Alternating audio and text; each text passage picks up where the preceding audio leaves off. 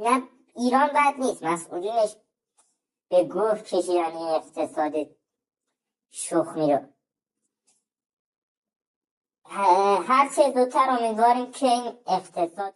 سلام خدمت همه شنونده‌های عزیز رادیو 80. حالتون چطوره؟ دست به موجتون نذارید که شما الان رو موج رادیو 80 و این بهترین موجه. آقا این قسمت فانی نخواهد بود، پس اگه میخواید رد کنید نبینید مزاحمتون نشم.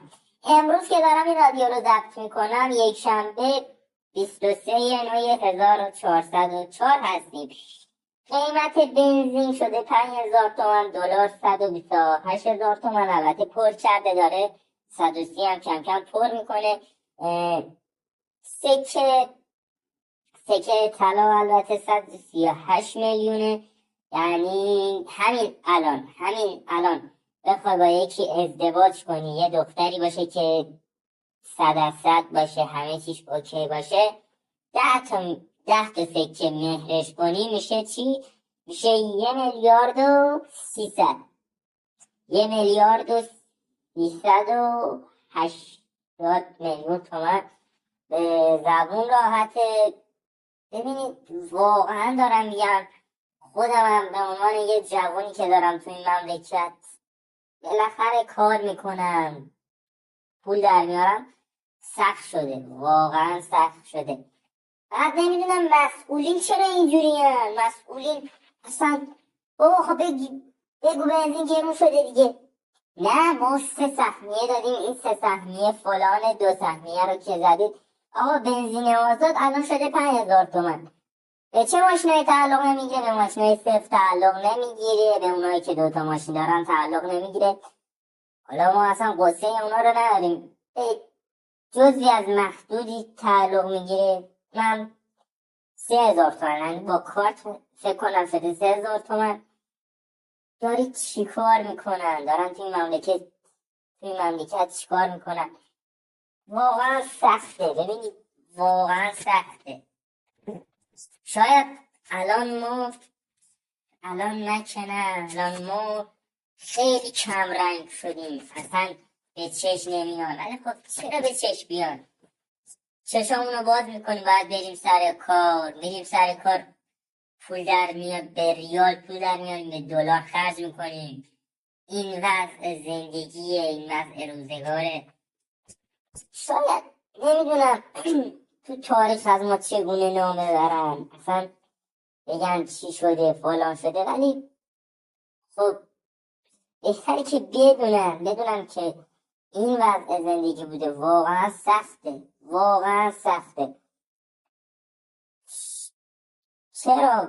شاید مثلا الان همه میگن شما نمیدونم بیارید، شما نمیدونم فلانی دوانی.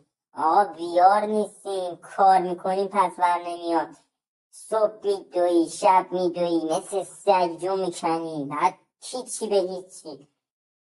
میای یکی و 2 تا کنی، یکی نصف شده ولی 2 تا نشده. ولی خب آیه یأس نمیخونم، ولی خب سخت شده. هنوزم البته امید داریم، به امیده که زنده‌ایم. انشالله که خوب بشه، یه کار پرپول گیرمون بیاد، نمیدونم معجزه شگفت‌انگیز بشه، یه طوری بشه. الان یه کمی فعلا تو آنپاس گیر افتادیم. کلا جوان ایرانی تو آنپاس گیر افتاده. و یه چیزی هم بهتون بگم، کلا از این آدمایی که ایران و یه جایی کل و بلبل خوبی فرض میکنن متنفرم. کلا از اونایی که توهم زدن میگن ایران چه جایی بهتر از ایران و اینا متنفرم. نمیگم خارج خوبه، نمیگم ایران بده. نه ایران بد نیست، مسئولینش به گوه کشیدن این اقتصاد شخمی رو.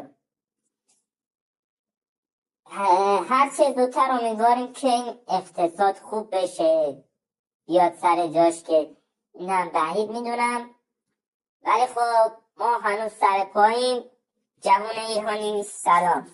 البته که بگم جوان ایرانی خداحافظ، چون که دیگه آخر ویدیوه.